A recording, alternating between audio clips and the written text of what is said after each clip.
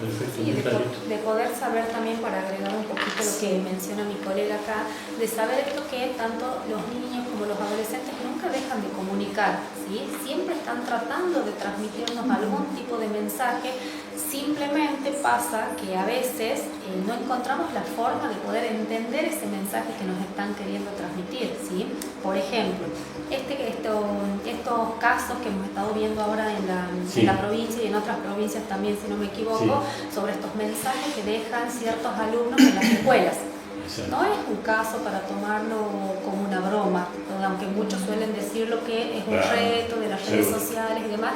No es para tomarlo en broma, sino que son signos de alarma de algo que nos están queriendo transmitir, donde muchas veces no lo pueden transmitir de otra forma, entonces no lo pueden transmitir verbalmente, entonces con algunos actos o algunas conductas nos están queriendo transmitir algo. Entonces puede surgir esto que mencionan mis compañeras, un llamado de atención, un llamado a ser vistos, a ser escuchados, porque justamente estos espacios de escucha es lo que se está perdiendo. Entonces, son mensajes que nos están queriendo dejar, que no están pudiendo transmitirlo de otra forma y que muchas veces a los adultos cuesta poder entender lo que nos están queriendo transmitir. Entonces, por ahí decirles a aquellos papás que ante cualquier duda, cualquier situación que puedan llegar a observar, cambios de conducta, consulten, porque siempre cuando nos encontramos frente a situaciones nuevas que son desconocidas, como mencioné al principio, nos encontramos a veces desbordados, y si no sabemos cómo resolverlo por nuestros propios medios, recurrir a una consulta profesional, que para eso hay profesionales que están especializados en las distintas problemáticas y que están para ayudarlos, que no se sientan solos, que hay mucha desinformación también y que justamente nosotros estamos para eso, para poder orientarlos, acompañarlos y escucharlos en todos aquellos problemas que estén atravesando en estos momentos, ¿sí? Muy bueno. Y a mí me gustaría, María, que nos explique un poquito lo que usted trabaja con adultos y sobre el tema sexual, bueno, no es una fijación, sino que lo que me quiero preguntar es que siempre ha sido un tema tabú, muchas veces cuesta tratarlo, en base por norma, por ejemplo, que ha sido directora, que por ejemplo la ESI, la educación sexual integral, a veces cuesta que lo enseñen, y hay gente que se opone a eso. ¿Eso está bien? ¿Está mal? ¿Cómo lo están tomando hoy? Bueno, como lo dije anteriormente, lo importante son estos espacios para poder transmitir un conocimiento amplio sobre lo que es la sexualidad, y el de poder ver que la sexualidad únicamente no tiene que ver con la genitalidad, ¿bien?, ni con lo coital, sino que tiene que ver con la construcción del sujeto, primero como un sujeto y después como un ser sexual. Cuando cuesta hablar de sexualidad, cuesta porque hay que derribar muchas cuestiones, y entre eso se trata de poder derribar los tabús, los prejuicios, que es con lo que nos construimos esta cultura binaria, esta cultura desde que nos enseñaron que solamente existen dos sexos, varón, mujer, masculino, femenino, y ahí se termina, se corta la sexualidad y no existe más nada. ¿Eso tiene que ver también con la familia, ¿no? Y sí, porque todos nos construimos en base a la cultura.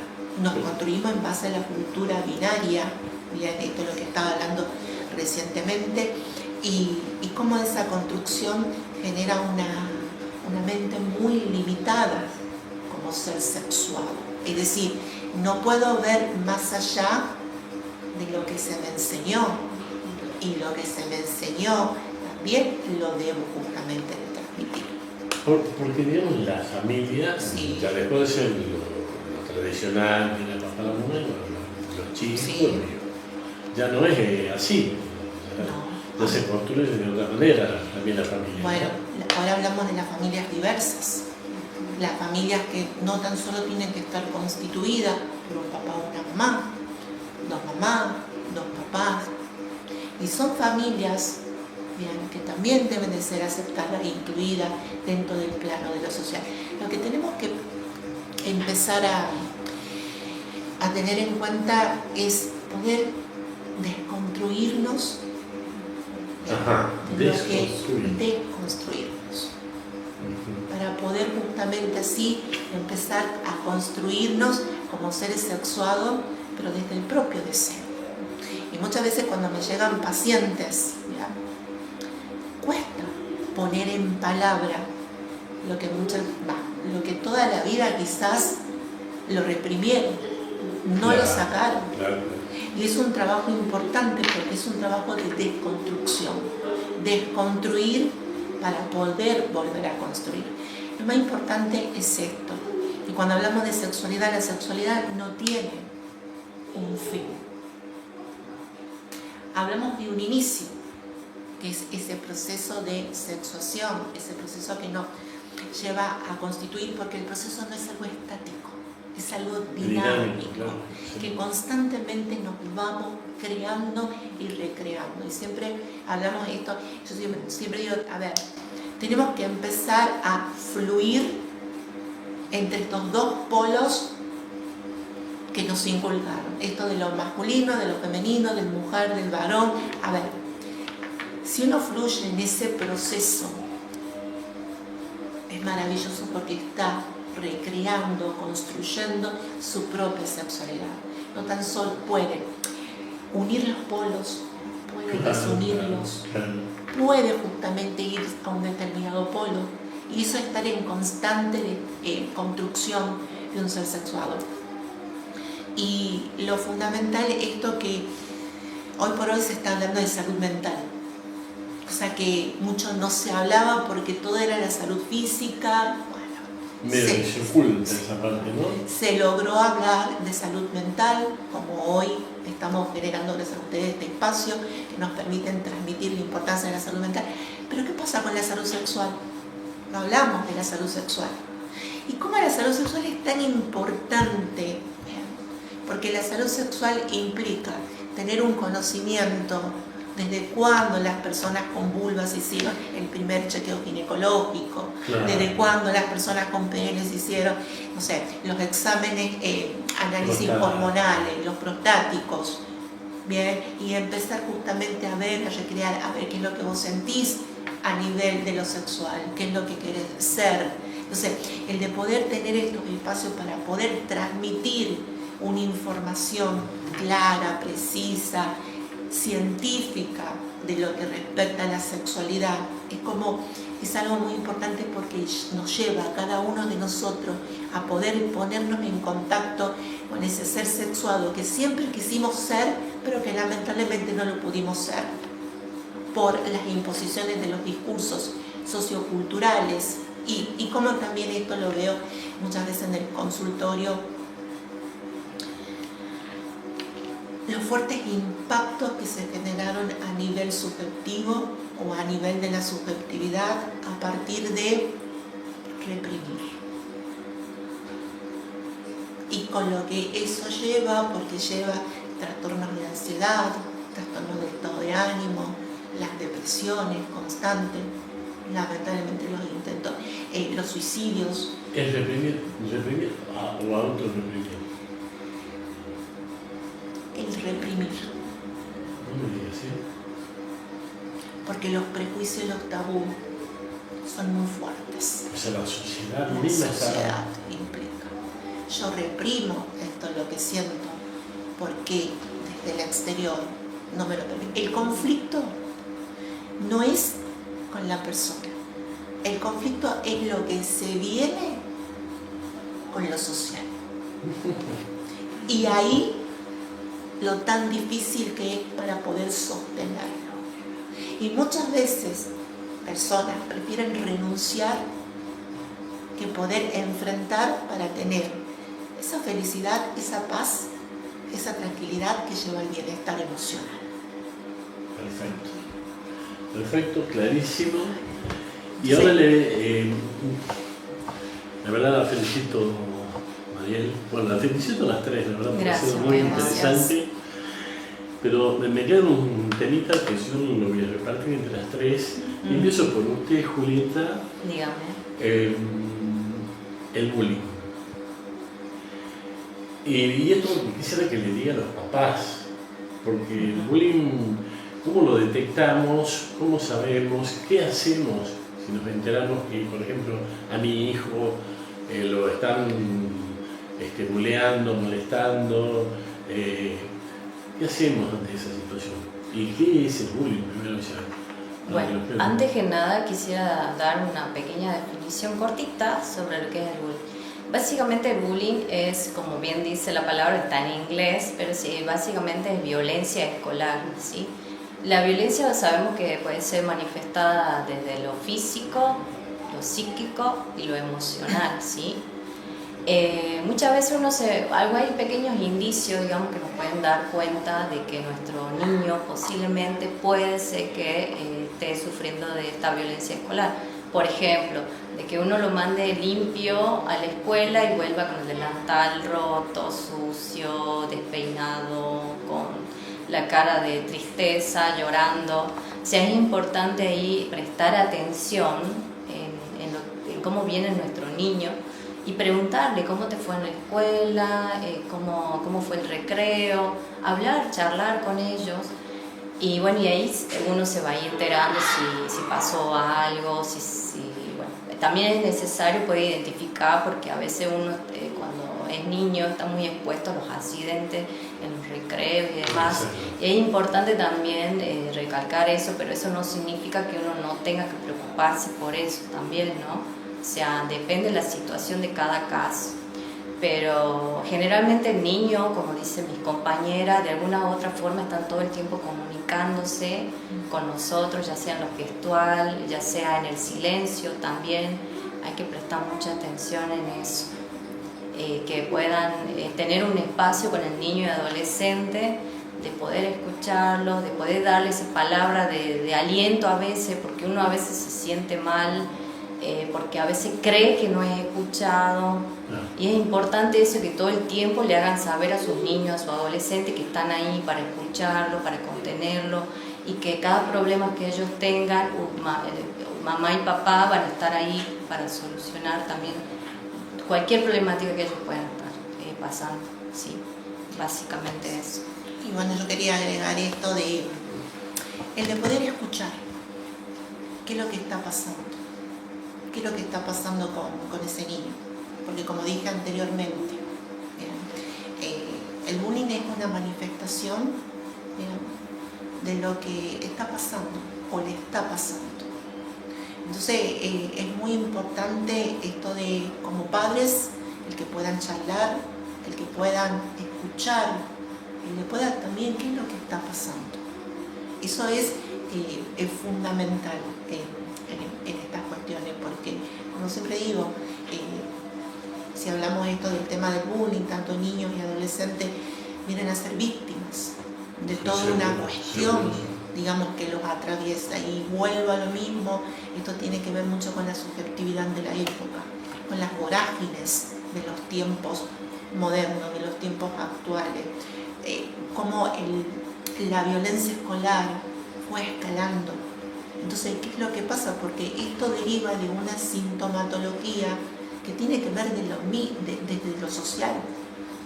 Y acá es muy importante que todos como sociedad podamos empezar a construir las respuestas a todo esto, porque también creo que si bien no hay un culpable, pero también tanto la familia como la escuela, el Estado, también tienen parte, porque digo, es una construcción. Entonces, venimos también hablando mucho de lo inclusivo, de una sociedad mucho más inclusiva, de una sociedad mucho más igualitaria. ¿Bien? ¿Y qué es lo que pasa con el adulto? Para poder también transmitir a los niños es la inclusión. El de poder que se pueda ver al otro niño desde la empatía, desde el amor, desde la comprensión. Porque también si vamos a ver esto hoy por hoy, la discriminación a lo diferente que se vive en las escuelas. Entonces, a ver, también es muy importante ver qué es lo que la institución hace, tanto como la institución como el docente, o como los docentes, y también aquí incluyo a los padres. Y al Estado también. Al Estado, por poder crear esa sociedad mucho más igualitaria. El poder crear esa empatía con el otro. Porque seguimos viendo todavía la diferencia como lo extraño, como el fenómeno anormal. Exacto.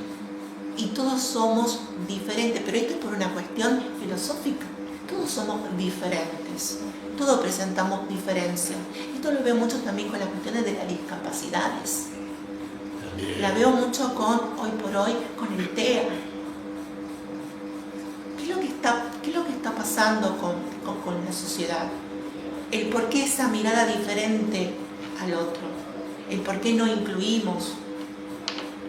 Eso también es muy importante que lo podamos tener en cuenta como sociedad. Esto, ¿qué es lo que hacemos? ¿Qué es lo que vamos aportando cada uno para que esta sociedad sea mucho más igualitaria? Porque también hay que ver esto de los actos discriminatorios. Estos actos discriminatorios hay que ver cómo el otro lo recibe. La capacidad para poder gestionar emocionalmente esa discriminación constante. En cómo lo deja, el impacto que produce en el otro y las consecuencias que generan, porque hoy por hoy vemos esto de cuántos chicos se han suicidado. Entonces empecemos a tener una mirada mucho más empática, nos empecemos a involucrar de a poco en lo que nos corresponde y dejemos de mirar hacia el otro lado, dejemos de decir, bueno, esto te corresponde a vos, no, nos corresponde a todos como sociedad. Y para eso es muy importante el de poder escuchar. El de por qué también ese niño genera el bullying. Y vuelva a lo mismo, ¿qué pasa con esa historia personal? ¿Qué pasa con la crianza? Con la educación que recibe. Veíamos a ese niñito que nadie le dio bolilla y después terminaron matándolo sus propios padres a golpe, con locura total, ¿no? Sí. Creo que es más de lo mismo que lo que usted está hablando. Y Laila, usted nos dijo desde el principio de que, bueno, los chicos transmiten. Me imagino que en el bullying también, o sea, cuando sufren bullying, transmiten. Ahora los papás, ¿cómo detectan esto? ¿Cómo deben actuar? ¿Y cómo deben entender e interpretar esos mensajes? Por ahí sí, para reforzar un poquito más lo que ya decían mis compañeras, que siempre lo que no pueden expresar verbalmente lo van a realizar a través de alguna conducta, ¿sí? También puede suceder esto a través de una conducta, como decía Julieta, que si producen algún cambio en su conducta, que los padres tienen que estar un poco más atentos. Muchas veces pasa que hay un bajo rendimiento escolar, donde muchas veces ya no quieren asistir los niños a la escuela y empieza ahí todo un conflicto hasta familiar por ahí, porque muchas veces los padres no entienden qué es lo que sucede ahí, porque nadie sabe dar una respuesta frente a esta situación de qué es lo que realmente ocurrió, hasta que se pueden detectar estas situaciones de acoso escolar que ocurren, ¿sí? Por ahí sí, estar atentos a cualquier tipo de conducta que no sea frecuente en sus hijos y poder consultar, poder sacarse sus dudas, y nunca está de más una consulta con un profesional frente a cualquier tipo de situación que estén atravesando, ¿sí? Y que más que nada, que entiendo por ahí muchas veces la preocupación, pero también hay que ocuparse de la situación y poder construir entre todos una sociedad más saludable y justa para todos, ¿sí? Así que bueno, o sea, así lo podemos interpretar. Claro, así lo podríamos interpretar de esa forma para poder estar más presentes, digamos, a la par de nuestros hijos y poder acompañarlos emocionalmente. Le hago una pregunta y me la contesta cualquiera de las tres ya para despedirnos. Sí. en estos casos de bullying, por ejemplo, digo bullying porque es algo que nos está pasando todos los días, se ve todos los días, lo vemos en la escuela todos los días. ¿Se puede construir un mundo mejor? Sí, se puede. Consideramos que se puede construir. Ustedes como profesionales. Sobre todo recalcando esto que recién estaba diciendo mi compañera Mariel, esto de poder tolerar la diferencia y no entenderla la diferencia como algo que nos separa del otro, como ajeno del otro, sino que de poder alojarse en esa diferencia y decir, está bien que seas diferente a mí, seguís siendo persona igual que yo, tenés los mismos derechos igual que yo, así que no importa si vos sos diferente. Lo importante es que uno pueda ser empático, ponerse en el lugar del otro, en lo que el otro siente, en lo que el otro quiere decir, escucharlo, tenerlo en cuenta. A partir de ahí, sobre todo, recalcando nuevamente la importancia de la escucha y el cuidado de la salud mental es fundamental para construir, como bien dijo mi compañera Laila, el tema de las construcciones de vínculos más sanos, más productivos, que más humanos, porque entendemos que el ser humano es un ser que comete errores, es muy normal, los seres humanos somos personas, pero eso no implica que nosotros no podamos tener esa habilidad de amar, esa capacidad de amar, amarse a uno mismo primero para poder amar al otro, para poder entender al otro y también tolerar su diferencia y que ese otro también tolere mi diferencia. Saludablemente tu nuevo lugar, donde vivir bien es lo natural. No solo el cuerpo, también es el alma. Cuidarse con ciencia, con ritmo y con calma. Es un viaje hacia el bienestar. Con Meeting Silva vas a empezar. Con Meeting Silva e inspiración. Bueno, así estuvimos en este espacio terapéutico Crecer. Quienes tuvieron las licenciadas en psicología, de poder llegar a tu hogar y que te enteres de muchas de las cosas que están pasando hoy y que nos afectan mucho, tanto a nosotros como a nuestros niños y como a nuestros adultos. Le damos totales gracias a las tres y bueno, esperemos que les haya gustado el programa. Nos estaremos viendo, si Dios lo permite, el próximo lunes. Un abrazo grande para todos, cuídense y acuérdense que sin salud no puede haber felicidad. Abrazo grande para todos y gracias al espacio terapéutico Crecer. Abrazo. Cuando el cuerpo la mente quiere brillar, hay un lugar al que puedes llegar. Con Meeting y Silva en energía, aprende salud cada día. Saludablemente ven a disfrutar, consejos que te ayudan a estar mucho mejor. Con cuerpo activo y mente despierta, Meeting te espera con la puerta abierta. Saludablemente empieza a cambiar, un programa que te hace soñar. Alimentación, movimiento y más hábitos sanos que podés aplicar. Con entrevistas, datos y diversión, la salud se vuelve inspiración. Saludablemente ven a disfrutar, consejos que te ayudan a estar mucho mejor. Con cuerpo activo y mente despierta, Meeting te espera con la puerta abierta. Saludablemente empieza a cambiar, un programa que te hace soñar. Con de vivir bien es lo natural.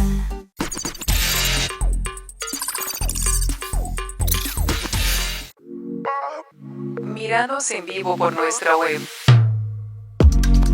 Canal5tucumán.com.ar. Canal5tucumán.com.ar. Toda la información actualizada. Toda la información actualizada. Canal 5 Tucumán Interior.